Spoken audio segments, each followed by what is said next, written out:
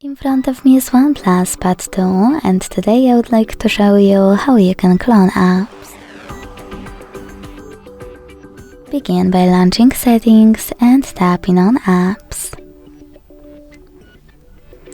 Then select App Cloner over here.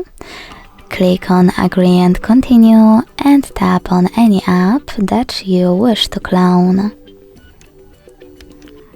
Then use gray switcher next to Create App Clone and wait.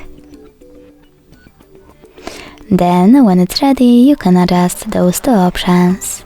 By tapping on when using quick functions, you can apply any of those, always ask or open original app. And by clicking Rename App Clone, you can name it however you want to, and save its new name by hitting Save. Either way, when I go back and check my app, I can see that it was successfully cloned.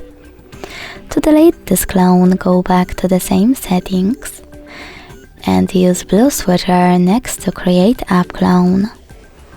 Then confirm your choice in the pop-up.